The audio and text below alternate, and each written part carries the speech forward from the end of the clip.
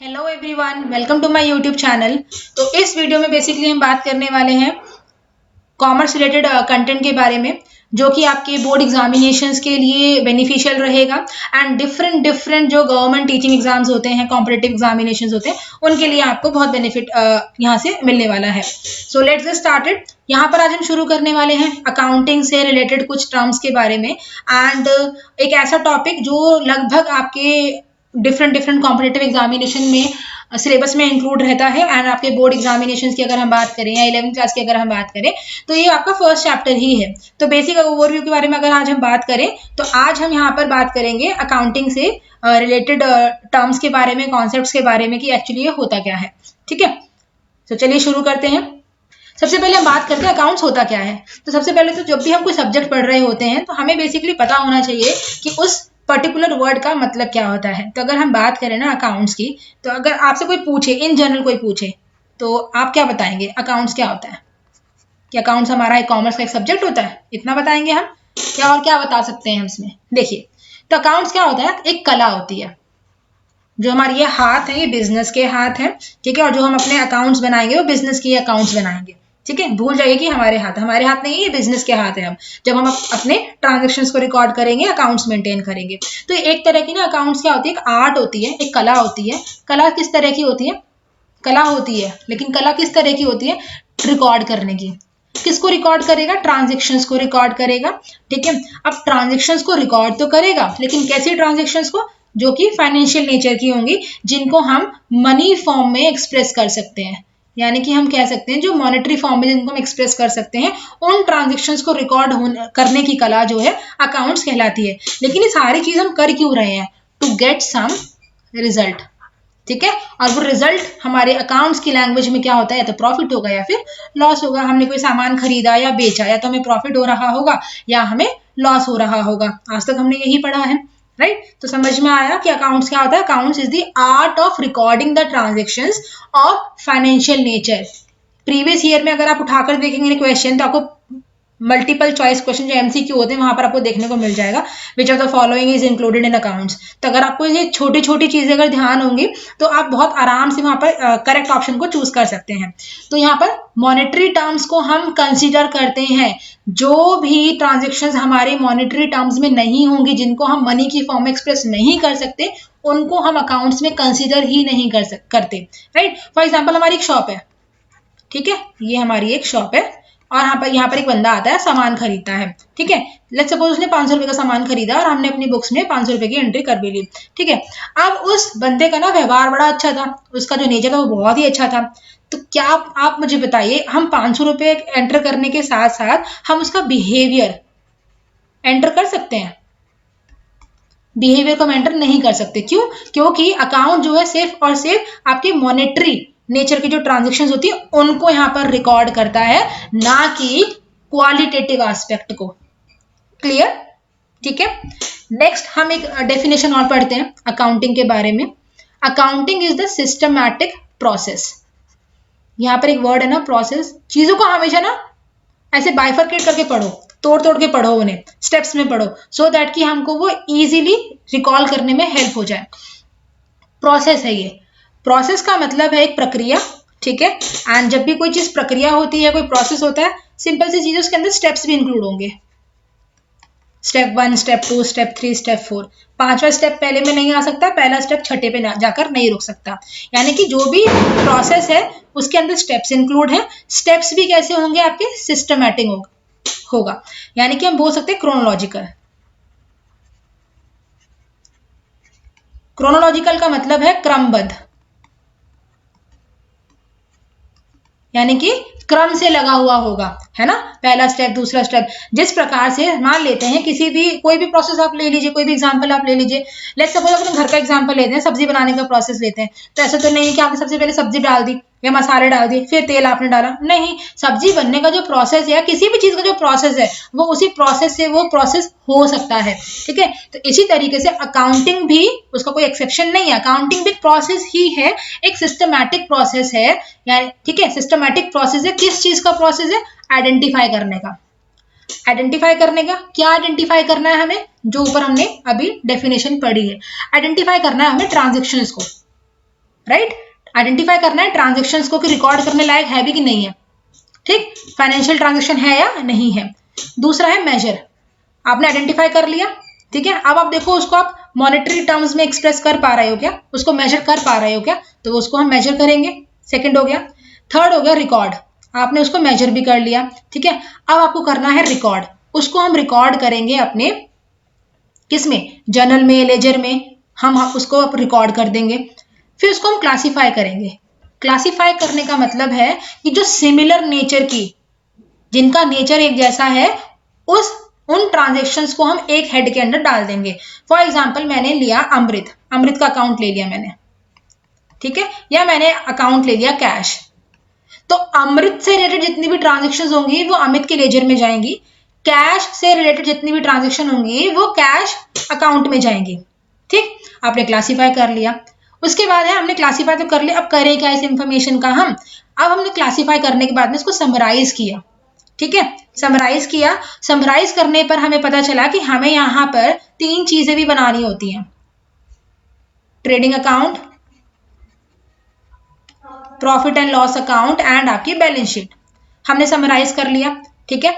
उसके बाद हमने जो इंफॉर्मेशन समराइज की trading, profit and loss and balance sheet से, हमने इनको हम बोलते हैं फाइनेंशियल स्टेटमेंट्स।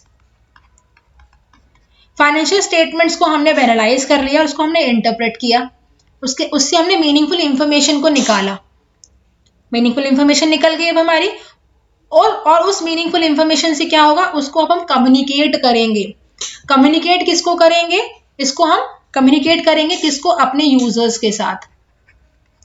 और यूजर्स कौन होंगे हमारे, कुछ बिजनेस के इंटरनल यूजर्स होंगे और कुछ बिजनेस के हमारे एक्सटर्नल यूजर्स होंगे। तो ये इंफॉर्मेशन हमें अपने इंटरनल यूजर्स को भी प्रोवाइड करानी है और अपने एक्सटर्नल यूजर्स को भी प्रोवाइड करानी है, राइट। इंटरनल यूजर्स में आपके कौन हो गया, मैनेजमेंट हो गया, वर्कर्स हो गए, एम्प्लॉयज हो गए, राइट। एंड एक्सटर्नल में कौन हो गया, जैसे मान लिया आपने किसी से लोन लिया तो बैंक हो गया, गवर्नमेंट ऑफिशियल हो गए, गवर्नमेंट अथॉरिटीज हो गई जिनको हम टैक्स पे करते हैं, ठीक है, पब्लिक हो गई जिनका पैसा आपकी कंपनी में इन्वेस्ट है, तो उन तक इस इंफॉर्मेशन को हम प्रोवाइड कराएंगे, ठीक।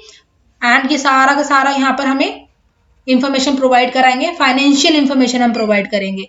गॉट इट, आपको समझ में आ गया होगा कि अकाउंटिंग क्या है, एक ऐसा प्रोसेस है, एक ऐसी आर्ट है जहां पर हम अपने फाइनेंशियल ट्रांजैक्शंस को रिकॉर्ड करते हैं, रिकॉर्ड करने के बाद में उसको हम क्लासीफाई करते हैं, क्लासीफाई करने के बाद में उसको हम समराइज करते हैं, यानी कि आप trading account, profit and loss account and balance sheet, इन तीनों फाइनेंशियल स्टेटमेंट्स को बनाते हैं, इंटरप्रेट करते हैं, उससे एक मीनिंगफुल इंफॉर्मेशन हम निकालते हैं। इन सबको बनाने का रीजन क्या है, सो दैट कि हम अपनी फाइनेंशियल पोजीशन को जान सकें, हम अपनी फाइनेंशियल पोजीशन को जान सके। एंड एट लास्ट हमें क्या करना होता है, अपनी सारी इंफॉर्मेशन को अपने यूजर्स के साथ में हमें कम्युनिकेट करना होता है। क्लियर, इतना समझ में आया।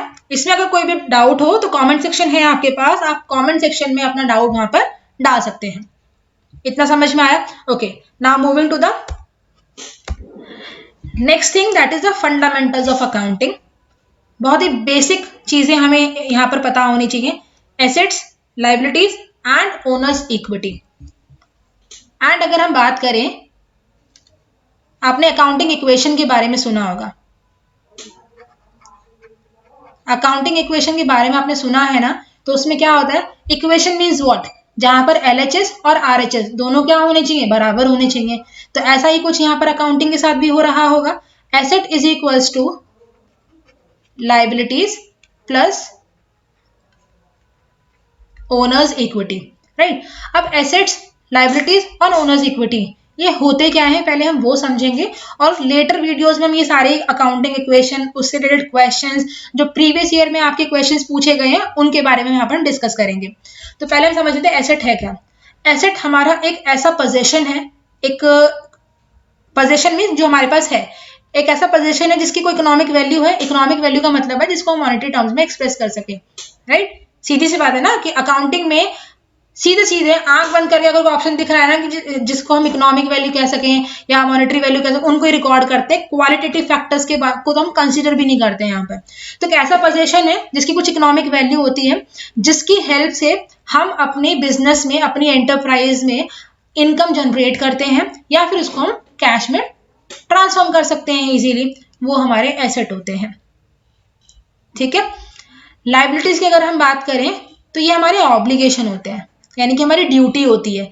ठीक है, ड्यूटी टूवर्ड्स थर्ड पार्टी, हमें ये पैसा किसी और को देना होता है क्योंकि उनसे हमने कुछ उधार ले रखा होता है। वो लोन हो सकता है, वो उधार पर सामान हो सकता है, यानी कि एक तरह के हमारी ये उत्तरदायित्व है, ये दायित्व है हमारा। ठीक है, ये हमारा दायित्व है, हमें किसी को पे करना है। सपोज आपने अपने फ्रेंड से 500 रुपए उधार ले लिए ना, तो अभी आपकी लायबिलिटी है। Got it? समझ में आया इस तरीके से? ये आपका ऑब्लिगेशन है कि आपको एक टाइम के बाद में उसको पैसे वापस करने हैं, है ना? तो ये आपकी ऑब्लिगेशन है जो आपको ड्यू डेट पर पे करनी है। ठीक है, आपने किसी से उधार सामान लिया है तो आपको उसका पेमेंट करना पड़ेगा। आपने बैंक से लोन लिया है तो वो लोन आपको रीपे करना होगा। तो ये आपकी हो गई लायबिलिटी। अब हम बात करते हैं ओनर्स इक्विटी। ओनर्स इक्विटी, यहाँ पर मैंने क्या लिखा है? Owners equity is one of the three vital segment.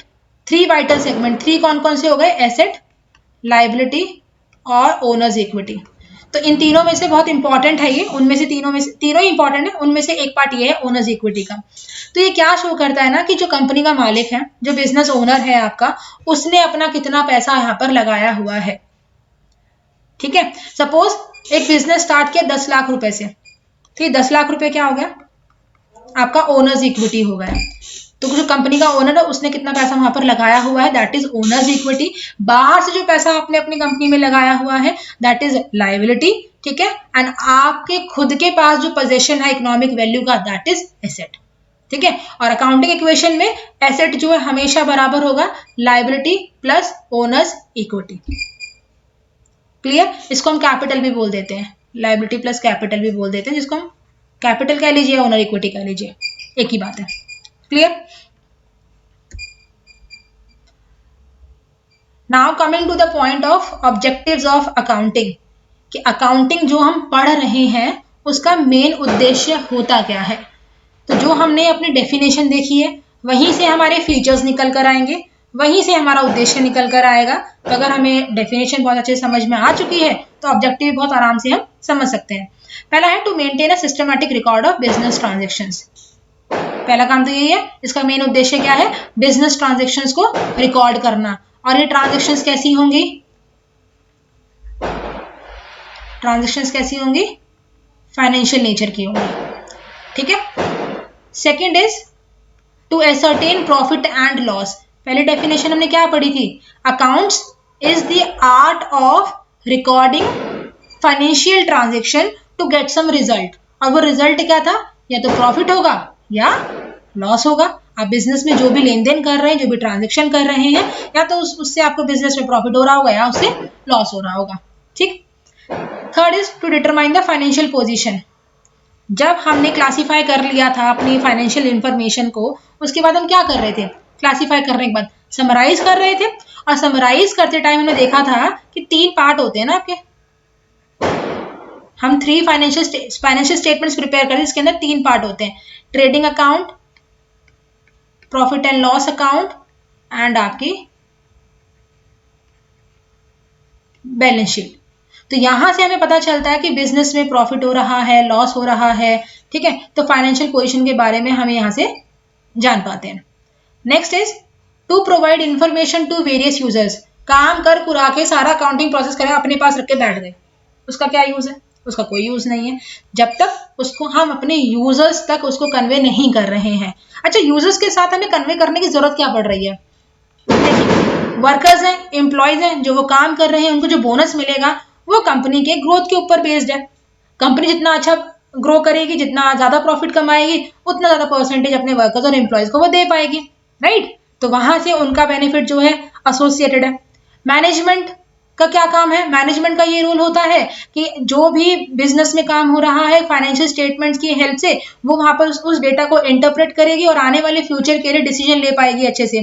ठीक है, और जहां पर उसे कमी दिखाई दे रही है उसके ऊपर कंट्रोल कैसे करना है, तो मैनेजमेंट तो वहां पर रोल प्ले करेगा। यूजर की अगर हम बात करें तो ये तो हो गया हमारे इंटरनल यूजर। अब हम बात करें एक्सटर्नल यूजर के बारे में, जो बिजनेस के बाहर है बट उससे हमारा बिजनेस अफेक्टेड है। जैसे हम बात करें बैंक की, ठीक है, हम बात करें गवर्नमेंट अथॉरिटीज की, इनका क्या लेना देना है हमारे बिजनेस से। अच्छा एक बात बताइए, हमें अपने बिजनेस को एक्सपैंड करने के लिए फंड की रिक्वायरमेंट है, और फंड हमें जाना पड़ रहा है लोन लेने के लिए, और लोन लेने के लिए जाना पड़ रहा है हमें बैंक के पास या दूसरे हमारे फाइनेंशियल इंस्टीट्यूशंस हैं उनके पास। वो हमें किस बेस पे दे देंगे लोन, हमारे फेस पे नहीं देने वाले हैं, राइट। क्यों? क्योंकि वहां पर उन्हें चाहिए, अगर सपोज एज एन इंडिविजुअल अगर हम बात करें, हम बैंक के पास जाएं और लोन लेने जाएं, तो क्या अच्छा हमने कहा हमें लोन के लिए अप्लाई करना है और हमें डायरेक्टली लोन मिल जाएगा? बिल्कुल नहीं मिलेगा। हमसे क्या कहा जाएगा कि आप हमें पहले अपना बैंक पासबुक दिखाइए, है ना, जो भी आपका फाइनेंशियल स्टेटमेंट है आप पहले हमें वो चेक कराइए, वो दिखाइए। जब बैंक सेटिस्फाई हो जाएगा कि हाँ कि आपका लोन को रीपे करने की क्षमता है, जिसको हम इंग्लिश में कहते हैं क्रेडिट वर्दीनेस, ठीक है, आप उस लोन को आराम से पे कर सकते हो, ठीक है, तो बैंक क्या कहेगा, हाँ ठीक है क्रेडिट वर्दीनेस अच्छी है, ठीक है, तो आपको वो लोन इजीली प्रोसेस करवा देंगे। सेम इसी तरीके से फाइनेंशियल जो हमारी इंफॉर्मेशन होती है, वो फाइनेंशियल स्टेटमेंट जो होते हैं वो बैंक्स को चाहिए होते हैं अगर हमें लोन चाहिए है। अगर हमारा जो ऑर्गेनाइजेशन है, जो हमारी कंपनी है, वो अच्छे से परफॉर्म कर रही है, ग्रोथ प्रोस्पेक्ट हमें दिखाई दे रहा है, तो बैंक आपको आसानी से लोन देगी, राइट। तो एक ये यूजर हो गया हमारा एक्सटर्नल यूजर है। गवर्नमेंट अथॉरिटी से क्या काम है, हम टैक्स पे करते हैं ना, टैक्स किसको पे कर रहे हैं, एक्स वाई जेड को तो पे नहीं कर रहे हैं, हम टैक्स पे कर रहे हैं गवर्नमेंट को, राइट। तो आप करेक्ट टैक्स पे करोगे अगर आप करेक्ट ट्रांजेक्शन्स को वहां पर शो कर रहे होंगे, ठीक है, तो आपको फिर डरने वाली बात तो है नहीं कि हमने टैक्स नहीं पे किया, टैक्स की चोरी कर ली है। जब आपकी सारी इन्फॉर्मेशन सही है, आपने ट्रांजेक्शन अच्छे से रिकॉर्ड किए हैं, तो आप अपने इस यूजर को भी, यानी कि आपका गवर्नमेंट अथॉरिटी, इनको भी आप अपने जब ऑडिट होता है तब वहां पर इंपॉर्टेंट रोल प्ले करता है, तो ये इन्फॉर्मेशन प्रोवाइड कराती है अकाउंटिंग हमें, सो दैट कि हम करेक्ट इन्फॉर्मेशन अपने यूजर्स को कम्युनिकेट कर पाए। And last is to assist the management. Assist का मतलब है यहाँ पर हेल्प, मैनेजमेंट को हम हेल्प कर पाते हैं।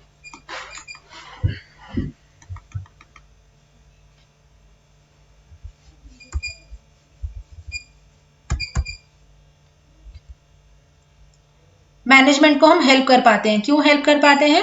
मैनेजमेंट जो है फाइनेंशियल स्टेटमेंट्स को देखकर, फाइनेंशियल स्टेटमेंट्स को एनालाइज करने के बाद में फ्यूचर रिलेटेड डिसीजंस ले पाते हैं कि कहाँ हमें और अच्छा एक्सपैंड करना है, कहाँ हमें कंट्रोल करने की जरूरत है। तो ये जितने भी डिसीजन होते हैं या डिसीजन लेने की जो क्षमता है, वो मैनेजमेंट के पास अकाउंटिंग की वजह से ही आ पाती है। आई होप कि ऑब्जेक्टिव्स आपको क्लियर हो गए होंगे। ठीक है, अब आगे बढ़ते हैं। Now the characteristics of accounting. Characteristics का मतलब है फीचर्स, फीचर्स कह लीजिए या एट्रीब्यूट्स कह लीजिए। ठीक है, तो अकाउंटिंग के एट्रीब्यूट्स क्या है, फीचर्स क्या है। तो जो भी फीचर्स हैं हमारे यहाँ, एट्रीब्यूट्स हैं, वो हमने सारे के सारे अपने डेफिनेशन से ही लिए हुए हैं। ठीक है, तो हमने अपनी डेफिनेशन पढ़ी थी, accounting is a systematic process of identifying. याद आया? तो आइडेंटिफाइंग से आप ध्यान रख लीजिए, पहला स्टेप तो आपका यही है, identifying the financial transaction and events. अच्छा, इन दोनों वर्ड में बड़ा कंफ्यूजन होता है, ट्रांजेक्शन क्या और इवेंट क्या है। तो ट्रांजेक्शन तो आपका लेन देन हो गया, ट्रांजेक्शन का जो एंड रिजल्ट है ना, वो आपका इवेंट है। ठीक है, सपोज आपने कोई मशीनरी खरीदी, कोई पुरानी मशीनरी आपने बेच दी, ये आपका ट्रांजेक्शन हो गया। ठीक है, अब उसको बेचने में प्रॉफिट हुआ या लॉस हुआ, ये आपका इवेंट हो गया। क्लियर? तो सबसे पहले क्या करना होता है, इस कैरेक्टरिस्टिक क्या है इसका, ये सिर्फ और सिर्फ उन ट्रांजेक्शन्स को रिकॉर्ड करती है जो फाइनेंशियल नेचर के होते हैं, जिसको हम मनी फॉर्म में एक्सप्रेस कर सकते हैं। ठीक है, सेकेंड फीचर देखते हैं, मेजरिंग। डेफिनेशन में अगला यही था ना, आइडेंटिफाइंग कॉमा मेजरिंग। तो मेजरिंग का मतलब है ऐसी ट्रांजेक्शन को हमने रिकॉर्ड तो कर लिया, अब हम उसको मेजर करेंगे। ठीक है, इन टर्म्स ऑफ मनी। ये सारे छोटे छोटे पॉइंट्स हैं जिनको आपको बहुत ध्यान रखना है। आराम आराम से पढ़ोगे तो बहुत इजीली आपको सारे पॉइंट जो है ध्यान रखने में आसानी रहेगी, आपको रट्टा लगाने की जरूरत नहीं पड़ेगी। ठीक है, तो मेजर कर लिया हमने किस टर्म में, मनी टर्म्स में। फिर हमने इसको रिकॉर्ड कर लिया। रिकॉर्ड कहाँ कर लिया, हमारी बुक्स होती हैं, है ना। पुराने जमाने में तो क्या होता था कि कोई, या अभी भी आपने देखा हो गांव वगैरह में कोई भी ट्रांजेक्शन हो रही है, आप सामान खरीदने गए, 100 का सामान लिया तो 100 अपनी कॉपी में लिख लिया, 500 लिख लिया, 400 लिख लिया, मतलब जितने का भी उनका ट्रांजेक्शन हो रहा है वो उन्होंने लिख लिया। बट अकाउंटिंग हमारी डबल एंट्री सिस्टम पर बेस्ड होती है, सिंगल एंट्री सिस्टम पर बेस्ड नहीं होती है। ठीक है, जो 100 200 जो अपने कॉपी में लिखते रहते हैं वो सिंगल एंट्री सिस्टम है, जो कि इनकम्प्लीट है। ठीक है, यहाँ अकाउंटिंग में क्या करना होता है, हमें ट्रांजेक्शंस को रिकॉर्ड करना होता है प्रॉपर बुक्स ऑफ अकाउंट्स में, ठीक है। यहाँ पर ये इनअप्रोप्रिएट एक साथ लिख दिया है, ये इन अलग होगा और अप्रोप्रिएट अलग होगा, ठीक है। Accounting involves recording the financial transactions in appropriate books of accounts such as journal, subsidiary books, ठीक है। ये general, subsidiary books, journal proper, ये सब क्या होते हैं वो आने वाले वीडियो में देखेंगे, अभी हम सिर्फ इसका ओवरव्यू ले रहे हैं। तो अकाउंटिंग की अपनी बुक्स होती हैं प्रॉपर तरीके, जहां पर हम ट्रांजेक्शन को रिकॉर्ड करते हैं, वहां पर इनको हम रिकॉर्ड करेंगे ट्रांजेक्शन को। Done. Next is classifying. Classify क्या करना है, आपने डेटा को क्लासीफाई किया होगा 11th क्लास के स्टार्ट्स में, राइट। क्लासिफिकेशन आपने पढ़ा होगा 10th में भी, उससे पहले भी। तो क्लासिफिकेशन में होता क्या है, तो क्लासिफिकेशन में क्या होता है ना कि जो एक तरह की, जो एक सिमिलर नेचर की जो ट्रांजेक्शंस है, हम ट्रांजेक्शन के बारे में बात कर रहे हैं, तो सिमिलर नेचर की जो ट्रांजेक्शंस है उनको उठा के एक अकाउंट में हम डाल देंगे। सपोज यहाँ पर मैंने अभी एग्जाम्पल लिया था अमृत, अमृत लिया जैसे मान, या मैंने लिया उजाला, है ना, ये दो स्टूडेंट्स हैं, अमृत और उजाला, या कोई दो पर्सन है। तो अमृत से रिलेटेड जितनी भी ट्रांजेक्शन होंगी हमारे बिजनेस में वो अमृत के लेजर में जाएंगी, और उजाला से रिलेटेड जितनी भी टर्म्स होंगी वो उजाला के लेजर अकाउंट में जाएंगी। यानी कि सिमिलर नेचर की जो ट्रांजेक्शन होंगी वो इकट्ठी करके और उनके एक सेपरेट लेजर अकाउंट में डाल दी जाएंगी। Clear. And next is summarising the transactions. अब क्या कर लिया, जो भी डेटा हमने क्लासीफाई किया है, ठीक है, स्टेटमेंट्स के फॉर्म में, वो अंडरस्टैंडेबल होना चाहिए। ऐसा होना चाहिए कि यूजर उसको समझ सके, पढ़ सके, ठीक है। और वो समझेगा कैसे, ट्रायल बैलेंस की हेल्प से, ट्रेडिंग अकाउंट की हेल्प से, प्रॉफिट एंड लॉस अकाउंट की हेल्प से और बैलेंस शीट की हेल्प से। Clear. Then analysing and interpreting the financial data. तो जो भी डेटा हमने अभी तक क्लासीफाई किया, समराइज किया, उसको हम एनालाइज करेंगे और इंटरप्रेट करेंगे, सो दैट कि उसका एक मीनिंगफुल जजमेंट निकल कर आ पाए, ठीक है। And last is communicating the financial data और रिपोर्ट्स टू द यूजर्स। अभी हमने एक्सप्लेन किया था कि यूजर्स के लिए ये इंफॉर्मेशन कम्युनिकेट करना क्यों जरूरी है। बिल्कुल जरूरी है, क्योंकि यूजर जो है हमारे बिजनेस से एसोसिएटेड होते हैं, चाहे वो इंटरनल हो चाहे वो एक्सटर्नल हो, तो उन तक हमें अपनी इंफॉर्मेशन को कम्युनिकेट करना है, so that they can also make appropriate decision. अगर आप अपने फाइनेंशियल स्टेटमेंट बैंक को नहीं दिखाओगे, या आपका फाइनेंशियल स्टेटमेंट में दिखा भी दिया, उनको रीड आउट करने के बाद, उनको एनालाइज करने के बाद बैंक डिसाइड करेगा कि आपको लोन देना है या नहीं देना है, आपकी क्रेडिट वर्दीनेस कितनी है। क्लियर। तो इसीलिए बहुत जरूरी है इस फाइनेंशियल इंफॉर्मेशन को अपने यूजर्स तक पहुंचाना, सो दैट कि वो भी अपना डिसीजन जो है अकॉर्डिंगली फिर ले पाए, ठीक है। इतना समझ में आ गया होगा। नाउ बात करेंगे हम कुछ डिफरेंट ब्रांचेस के बारे में, ठीक है। अब ब्रांचेस क्या होती हैं, अब यहाँ पर हम देखेंगे कि आपको 3 टर्म दिखाई दे रहे हैं। तो फाइनेंशियल अकाउंटिंग है। फाइनेंशियल अकाउंटिंग इज नथिंग, जो अब तक हमने पढ़ा है ना, वही हमारी फाइनेंशियल अकाउंटिंग है। आइडेंटिफाई करना, मेजर करना, रिकॉर्ड करना, क्लासिफाई करना, समराइज करना, ठीक है। समराइज करने वाले से इंटरप्रेट करना और कम्युनिकेट कर देना फाइनेंशियल डेटा को अपने यूजर्स के साथ में, दैट्स इट, इतना ही है फाइनेंशियल अकाउंटिंग। ऐसी अकाउंटिंग जो फाइनेंस से रिलेटेड हो, नाम से ध्यान रखना है बस हमें, ऐसी अकाउंटिंग जो फाइनेंस से रिलेटेड हो वो हमारी फाइनेंशियल अकाउंटिंग है। कॉस्ट अकाउंटिंग क्या है, ऐसी अकाउंटिंग जो कॉस्ट से रिलेटेड हो। अब ये वो कैसे होगी, तो कॉस्ट अकाउंटिंग क्या है ना, एक ऐसी अकाउंटिंग की ऐसी ब्रांच है जो प्रोडक्ट और सर्विसेज की जो पर यूनिट कॉस्ट है उसको एसर्टेन करने में हेल्प करती है, ठीक। And management accounting, management accounting नाम समझ में आ रहा है, ऐसी अकाउंटिंग जो मैनेजमेंट के लिए बनी हो। और मैनेजमेंट क्या करेगा ऐसी अकाउंटिंग का, मैनेजमेंट उसको प्लानिंग में यूज करेगा, ठीक है, उसको कैसे ऑर्गेनाइज करना है और अल्टीमेटली अपने ऑपरेशंस को कंट्रोल कैसे करना है, ठीक है। तो उस रिगार्डिंग जो भी डिसीजन मेकिंग पावर है वो मैनेजमेंट अकाउंटिंग प्रोवाइड करती है अपने मैनेजमेंट को। क्लियर। तो बेसिक 3 ब्रांचेस हैं हमारे पास अकाउंटिंग की। Clear. Now this is the steps of the accounting process. Video को लेंदी नहीं करेंगे, ऑलरेडी सारे पॉइंट मैंने एक्सप्लेन कर दिए हैं, आप एक बार इसको गो थ्रू कर लीजिएगा, ठीक है। ये सारे वही पॉइंट है, क्योंकि जो हमने फीचर्स पढ़े हैं, ऑब्जेक्टिव्स पढ़े हैं, तो वही सारे पॉइंट यहाँ पर भी हैं, ठीक है। स्टेप्स में क्या है, आपके क्रोनोलॉजिकल ऑर्डर में पहले आइडेंटिफाई करेंगे, रिकॉर्ड करेंगे, क्लासीफाई करेंगे, समराइज करेंगे, एनालाइज करेंगे और इंटरप्रेट करेंगे, और लास्ट में कम्युनिकेट करेंगे, ठीक है। एक बार आप उसको गो थ्रू हो लीजिएगा। इनकेस अगर आपको लगे कि हाँ इस पॉइंट पे आप स्टक हो रहे हैं, आपको कुछ पूछना है, then without any hesitation use a comment section and अपने वहां पर अपना जो भी डाउट है वो ड्रॉप कर दीजिएगा। नाउ अब हम बात करते हैं एक ऐसे टॉपिक पर जहां पर बहुत ज्यादा कंफ्यूजन देखने को मिलती है एंड वो कंफ्यूजन आपको बेसिकली देखने को मिलेगी बुक कीपिंग,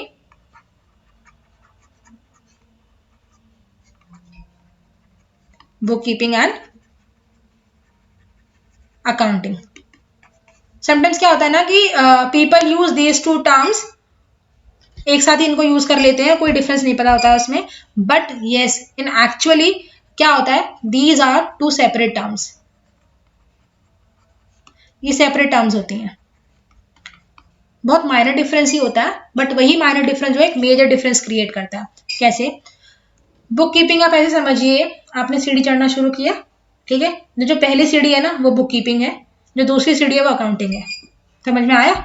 ठीक है, तो बुक कीपिंग क्या है? बुक कीपिंग आपका एक बहुत ही प्राइमरी पार्ट है अकाउंटिंग का, एंड अकाउंटिंग जो है थोड़ा वाइडर कॉन्सेप्ट है बुक कीपिंग का। जहां बुक कीपिंग खत्म होती है वहां अकाउंटिंग आपकी शुरू होती है। तो हम ये कह सकते हैं बुक कीपिंग एक नैरो कॉन्सेप्ट है और अकाउंटिंग एक वाइडर कॉन्सेप्ट है। एक बार देख लेते हैं कि होता क्या है। तो यहाँ पर बुक कीपिंग सिर्फ और सिर्फ जो प्रोसेस है, प्रोसेस तो है, किसका? आइडेंटिफाई करेगा वो ट्रांजेक्शन्स को, मेजर करेगा, रिकॉर्ड करेगा, क्लासीफाई कर देगा, बस। और यहाँ बुक कीपिंग का काम फिर खत्म हो जाता है। ठीक है, इसके बाद का जो काम है ना, क्लासीफाई करने के बाद क्या कर रहे थे? समराइज कर रहे थे, इंटरप्रेट कर रहे थे, एनालाइज कर रहे थे, कम्युनिकेट कर रहे थे, वो सारा पार्ट आपका अकाउंटिंग में आएगा। ठीक, तो यहाँ पर आप देखेंगे इसके अंदर जो है समराइजिंग करना, इंटरप्रेटिंग करना फाइनेंशियल डेटा को और कम्युनिकेट करना अपनी फाइनेंशियल डेटा को यूजर्स के साथ में, वो आपके अकाउंटिंग में इन्वॉल्व होता है। ठीक, तो आप देख रहे हैं कि जहां पर ये खत्म हो रहा है ना, वहां से अकाउंटिंग में शुरू हो रहा है। ठीक, so it begins where book keeping ends, जहां बुक कीपिंग खत्म होगा वहां अकाउंटिंग शुरू होगा। समझ में आ गया? ठीक है, तो दोनों एक टर्म्स नहीं है, दोनों एक टर्म नहीं है, दोनों अलग अलग टर्म है और दोनों में डिफरेंस भी है। ठीक है, अब थर्ड है हमारा ये अकाउंटेंसी। ये अकाउंटेंसी क्या होता है? तो अकाउंटेंसी बेसिकली क्या होता है ना कि हमारे अकाउंटिंग में यूज होने वाले जो प्रिंसिपल और टेक्निक्स हैं उसकी जो नॉलेज प्रोवाइड करता है वो बेसिकली हमारी अकाउंटेंसी है। ठीक है, तो आप बेसिकली ये कह सकते हैं बुक कीपिंग, अकाउंटिंग और लास्ट में आपका अकाउंटेंसी। अगर वेन डायग्राम बनाए तो ऐसे बना सकते हैं। क्लियर? बुक कीपिंग किसका पार्ट है? अकाउंटिंग का, और अकाउंटिंग किसका? अकाउंटेंसी का। क्लियर? इस वेन डायग्राम से आई होप आपको समझ में आ गया होगा। Yes, now we will discuss ये डिफरेंस। ये डिफरेंस आपको किसी भी बुक में मिल जाएगा, बहुत आराम से मिल जाएगा। इस डिफरेंस को यहाँ पर एक्सप्लेन करने का एक ही लॉजिक है, वो लॉजिक ये है कि ये जो छोटे छोटे पॉइंट्स है इसमें, जिसमें हमको लगता है कि हमें सब आता है और हम इसको जल्दबाजी में स्किप कर देते हैं। अभी मैं आपको बताऊंगी डिफरेंस एक्सप्लेन करते टाइम कि यहाँ से प्रीवियस ईयर में जो क्वेश्चन था वो कहाँ से उठाया गया था, and now you will be wonder कि अच्छा ये वाला पॉइंट भी पूछा जा सकता है क्या यहाँ पर। तो पढ़ाई करते टाइम आपको खुद को यहाँ पर कॉम्पिटिटर समझना है। ठीक है, हम अपने बोर्ड एग्जामिनेशन वगैरह के लिए नहीं पढ़ाई कर रहे हैं कि हाँ जो टीचिंग एग्जाम्स आपके होते हैं वो क्वालिफाइंग नेचर के होते हैं। ठीक, तो आपको उस हिसाब से पढ़ना है कि आप खुद को जो कॉम्पिटिटर वहां पर समझे कि आपको एग्जाम कैसे क्वालिफाई करना है, और उसको क्वालिफाई करने के लिए हार्ड वर्क के साथ थोड़ी स्मार्ट वर्क की भी जरूरत होगी। तो पढ़ना कैसे वो हम यहाँ पर देख लेंगे।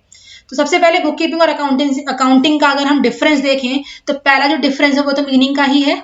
ठीक है, कि जहां पर रिकॉर्ड करेगा ट्रांजेक्शन्स को, ये क्लासीफाई करेगा, आइडेंटिफाई, रिकॉर्ड एंड क्लासीफाइंग, ये चार चीजें करेगा, identify, measuring, recording and classifying. And in accounting क्या करेगा? अकाउंटिंग करेगा, समराइज करेगा, इंटरप्रेट करेगा, कम्युनिकेट करेगा अपने फाइनेंशियल डेटा को अपने यूजर्स के साथ में।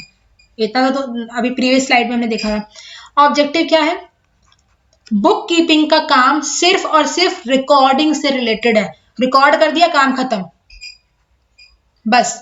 रिकॉर्डिंग मेंटेन, अब उसको एक सिस्टमेटिक रिकॉर्ड मेंटेन करना है, काम खत्म। अकाउंटिंग क्या काम करेगा? वो यहाँ पर प्रॉफिटेबिलिटी एंड फाइनेंशियल पोजीशन देखेगा। प्रॉफिटेबिलिटी देखेगा वो प्रॉफिट एंड लॉस अकाउंट से, एंड फाइनेंशियल पोजीशन देखेगा वो बैलेंस शीट से, जो कि पार्ट है आपका समराइजिंग का, क्योंकि यहीं पर हम अपने फाइनेंशियल स्टेटमेंट्स को प्रिपेयर कर रहे होते हैं। क्लियर? स्टेज की बात अगर हम करें तो you all are very smart, अब बहुत आराम से बता दोगे कि बुक कीपिंग प्राइमरी स्टेज है या अकाउंटिंग प्राइमरी स्टेज है। प्राइमरी स्टेज का मतलब पहली सीढ़ी, तो पहली सीढ़ी कौन है? आपका बुक कीपिंग, और अकाउंटिंग क्या है? आपकी सेकेंडरी स्टेज है, और ये कहाँ से शुरू होती है? जहां बुक कीपिंग खत्म होती है। ठीक, नेचर ऑफ जॉब कैसा है? रूटीन नेचर है और रेपिटेटिव नेचर का है। ट्रांजेक्शन, हाँ ये रिकॉर्ड किया, मेजर किया, आइडेंटिफाई किया, मेजर किया, रिकॉर्ड किया, क्लासीफाई कर दिया, काम खत्म। ये रूटीन नेचर का क्लरिकल जॉब है ये, ठीक है, कोई मतलब नहीं है उसको एनालाइज करने का, बस रिकॉर्ड करने का काम है, जो क्लर्क का एक काम होता है। अकाउंटिंग में क्या होता है, थोड़ा एनालिटिकल जॉब होती है, थोड़ा सा यहाँ से काम करना होता है, सोचना पड़ता है, जो आपने जो फाइनेंशियल स्टेटमेंट्स प्रिपेयर की हैं उसका क्या लॉजिक है, उसको एनालाइज कैसे करना है, ठीक है, तो एनालिटिकल नेचर होता है। ठीक, लेवल ऑफ स्किल्स की अगर हम बात करें तो book keeping does not require any special, इसमें क्या स्पेशल स्किल की रिक्वायरमेंट है, बस ट्रांजेक्शन को रिकॉर्ड ही तो करना है, आइडेंटिफाई कर लिया वो फाइनेंशियल नेचर का है या नहीं, मेजरिंग कर लिया, मेजरिंग में क्या देखना है कि मॉनेटरी टर्म एक्सप्रेस हो रहा है कि नहीं हो रहा, रिकॉर्ड कर लिया अपने जर्नल वगैरह में, ठीक है, क्लासीफाई कर दिया उसको लेजर में, काम खत्म, इतना ही काम करना और तो इसमें कुछ करना नहीं है। तो ये जूनियर स्टाफ द्वारा परफॉर्म किया जाता है। और अकाउंटिंग की अगर हम बात करें तो स्पेशलाइज स्किल होनी चाहिए, ठीक है, थोड़ा सा ये मेंटल प्रोसेस होता है जिससे कि आप थोड़ा सा एनालाइज को कर पाओ। So it is always perform by senior staff. ठीक है, नाउ इसको स्टार्ट करने से पहले मैंने आपसे क्या कहा था कि इसको हम पढ़ क्यों रहे हैं इस डिफरेंस को बेसिकली। तो now you will see here book keeping does not require any special skill. ये वो क्वेश्चन है जो आपके प्रीवियस ईयर क्वेश्चन में पूछा गया था। आप अपनी जब भी प्रीवियस ईयर क्वेश्चंस की प्रैक्टिस करेंगे तो वहां पर आपको कुछ एमसीक्यू आप देखेंगे तो वहां पर आपको ये क्वेश्चन देखने को मिलेगा, which of the following does not require any special skill. और बहुत सिंपल क्वेश्चन है, उसमें ऑप्शन थे बुक कीपिंग, अकाउंटिंग और 2 ऑप्शन और थे उसमें। तो आपको अगर पता होगा कि बुक कीपिंग का काम होता क्या है तो इसमें कोई स्पेशल स्किल की जरूरत होती नहीं है, तो book keeping would be the right answer. तो यहाँ से आपका प्रीवियस ईयर क्वेश्चन उठाया गया था। तो अब आप देख सकते हैं कि क्वेश्चन जो है कहीं से भी लिया जा सकता है, बस आपको क्या करना है, बहुत ध्यान से उन सारी चीजों को ग्रैब करना है, थोड़ा स्मार्ट स्टडी करनी है, पॉइंट्स ध्यान में रखने हैं, बस इतना सा काम करना है। आई होप इतना क्लियर हो गया होगा। Now coming to the point of advantages, कि अकाउंटिंग के एडवांटेजेस क्या होते हैं। तो ये सारे पॉइंट्स हैं जो हम ऑलरेडी एक्सप्लेन कर चुके हैं। ठीक है, इनमें कोई भी पॉइंट अगर दिक्कत करे तो आप मुझे कमेंट सेक्शन में कर दीजिएगा। अच्छा, ये वाला पॉइंट है कंपैरेटिव स्टडी वाला, ये थोड़ा नया दिखाई दे रहा है। Facilitates comparative study. आपने जो भी फाइनेंशियल स्टेटमेंट्स हैं जो हम अपनी अकाउंटिंग पीरियड में फॉलो करते हैं, वो कौन सा फॉलो करते हैं, 1 अप्रैल से 31 मार्च। ठीक है, तो जैसे अभी 2022 चल रहा है तो हमारा अकाउंटिंग पीरियड क्या होगा, 1 अप्रैल 2022 से लेकर 31 मार्च 2023। ठीक है, तो यहाँ पर हमने 1 साल का ये फाइनेंशियल स्टेटमेंट प्रिपेयर कर लिए। अब हमें क्या करना है, इसको कंपेयर करना है अपने प्रीवियस डेटा से। तो कर सकते हैं क्योंकि हर साल हम मेंटेन करते हैं। तो यहाँ से अकाउंटिंग हमें हेल्प करती है कि हम अपने फाइनेंशियल डेटा को फैसिलिटेट कर पाए। ठीक है, दूसरा टैक्स लायबिलिटी, जबकि सारी ट्रांजेक्शन अपने करेक्टेड फॉर्म में नोट डाउन की हैं, रिकॉर्ड की हैं, तो टैक्स जो भी आप अपना करेक्ट टैक्स यहाँ पे फिल कर रहे होंगे, है ना, वो आप पे कर रहे होंगे। नेक्स्ट है helpful in raising loan. Bank वाला कॉन्सेप्ट है यहाँ पर, जब भी लोन लेने जाएंगे, बैंक के पास जाएंगे, फाइनेंशियल इंस्टीट्यूशन के पास जाएंगे, वो आपको लोन किस बेसिस पे देंगे, हमारा फेस देखकर तो लोन नहीं देने वाले हैं वो हमसे क्या कहेंगे, वो हमें डॉक्यूमेंटेशन के लिए बोलेंगे, और डॉक्यूमेंटेशन में क्या चाहिए होगा, हमें फाइनेंशियल स्टेटमेंट्स की रिक्वायरमेंट होगी।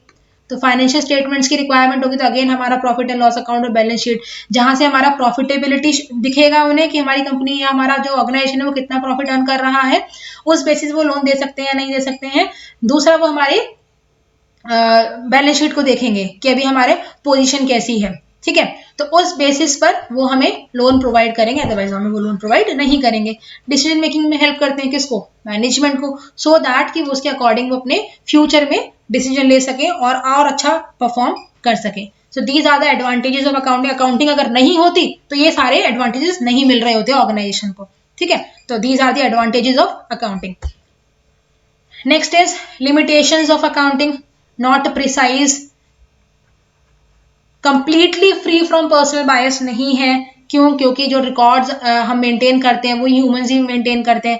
कंप्यूटर पर भी अगर हम रिकॉर्ड मेंटेन कर रहे हैं तो अल्टीमेटली रिकॉर्ड करने वाला है कौन, एक ह्यूमन ही है। तो पर्सनल बायस से फुली कंप्लीटली ये अलग नहीं है। ठीक है, थोड़ा बहुत बायसनेस देखने को मिल सकती है।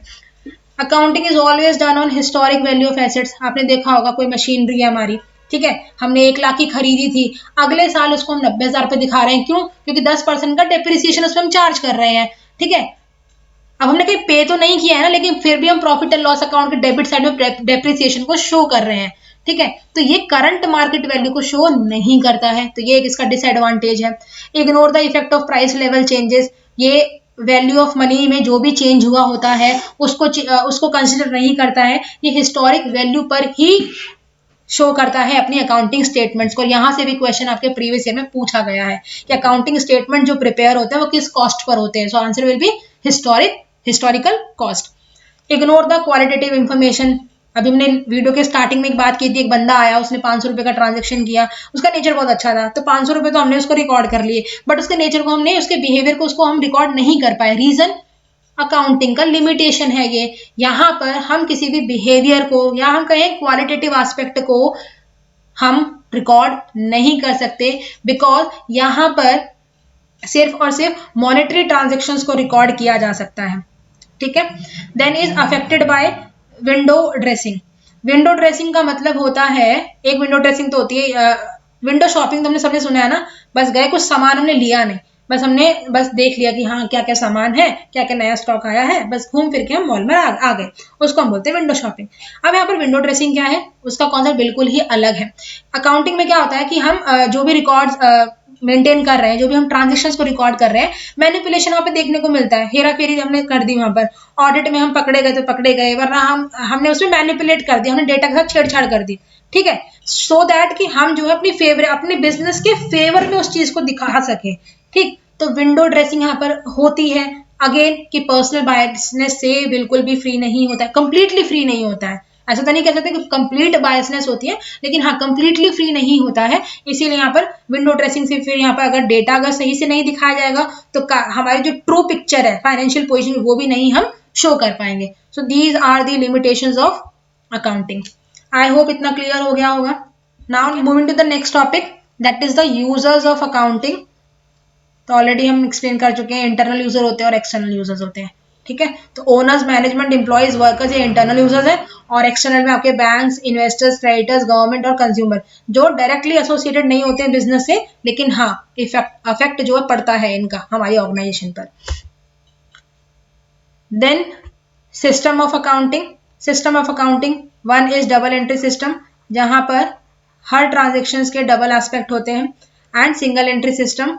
सिंगल एंट्री सिस्टम में इसको हम इनकम्प्लीट एंट्री सिस्टम भी बोलते हैं, क्योंकि यहाँ पर क्या होता है, हम एक ही एस्पेक्ट को ले रहे होते हैं, ठीक है। और यहाँ पर हमें ध्यान देना है कि सिर्फ और सिर्फ हमारे पर्सनल अकाउंट्स एंड हमारा कैश अकाउंट, ये दो अकाउंट्स ही प्रिपेयर किए जाते हैं, और ये क्वेश्चन आपके प्रीवियस ईयर क्वेश्चन में देखने को मिला है, तो ये चीज ध्यान रखनी है। आई होप आज का लेक्चर आपको पसंद आया होगा, एंड कंप्लीट इन्फॉर्मेशन हमने जो एक बेसिक चैप्टर है हमारा इंट्रोडक्शन टू अकाउंटिंग सारा कंप्लीट कर लिया है। अगर आपको वीडियो पसंद आई हो तो आप इस वीडियो को लाइक कर सकते हैं, एंड आप चैनल को सब्सक्राइब भी कर सकते हैं, सो दैट कि आने वाली वीडियोस का नोटिफिकेशन आपको मिल पाए, एंड आप अपनी प्रिपरेशन को एक अच्छा स्पीड प्रोवाइड कर सकें। टिल देन पढ़ते रहिए, आराम से पढ़िए, and thank you so much for watching this video. Thank you.